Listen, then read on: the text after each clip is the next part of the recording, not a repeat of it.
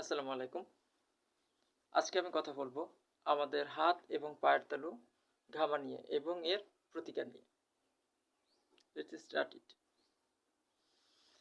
আমাদের ভিতরে অনেকেরই হাত এবং পায়ের তালু ঘেমে থাকে এবং এই ঘামাটা দেখা যায় তার ছোটবেলা থেকে ঘামছে। এটা অল্প কারোর ক্ষেত্রে প্রচুর পরিমাণে।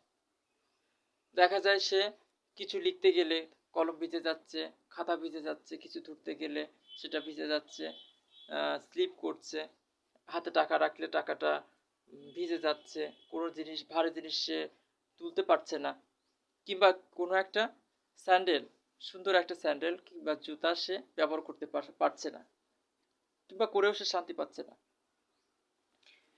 এমন একটা অস্বস্তিকর বা এম্বারেসিং একটা সিচুয়েশন সে ফেস করে থাকে প্রতিনিয়ত।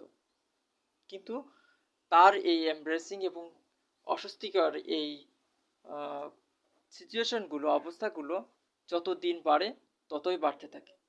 কারণ সে যখন ছোট থাকে তখন সে কোনো রকমভাবে এগুলো বানিয়ে নেওয়ার চেষ্টা করে, চলে যায় একভাবে।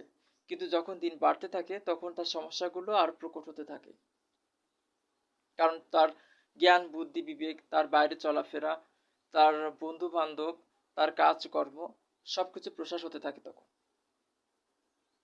যেমন ধরুন, কেউ হঠাৎ করে আপনাকে এসে বলল, হ্যালো ফ্রেন্ডস, কেমন আছো বলে আপনাকে হ্যান্ডশেক করার জন্য হাতটা বাড়িয়ে দিল। ঠিক ওই মুহূর্তে আপনার হাতটা কিন্তু ভিজা। আপনি এমন একটা বিব্রতকর অবস্থায় পড়বেন যে আপনি ভাবতে থাকবেন যে আপনি হাতটা দিবেন কি দিবেন না, কিংবা কিভাবে দিবেন। না দিয়েও তো আপনি থাকতে পারছেন না। আর এই সমস্যাটা আরো বড় হতে থাকে যখন আপনার কর্মজীবন শুরু হতে থাকে। তখন আমাদের ভিতর অনেকেই আছে যারা ডিফেন্সে চাকরি করতে চায় বা খুব ইচ্ছা পোষণ করে থাকে, শখ থাকে। আবার কেউ পরিবারের বসে যায়, তাদের জন্য খুবই ব্যাড লাক। তাছাড়া ডিফেন্স নয়, বিভিন্ন রকম, প্রায় সব রকম চাকরির ক্ষেত্রেই এটা বিশাল একটা প্রতিবন্ধকতা সৃষ্টি করে।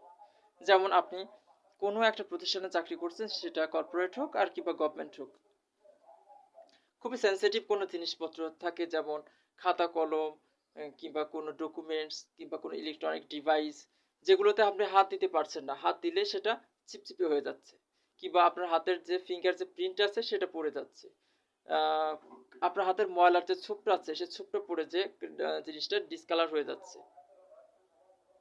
এরকম না? আর দেখা যায় ডিফেন্সের কথা যেটা বলছিলাম, আপনাকে দেখা যাবে যে ডিফেন্সে তো এটা অ্যালাউই করে না, যার হাত এবং পার তলার ঘামাটা, তাকে প্রাথমিক মেডিকেল থেকে বাদ পড়ে যেতে হবে।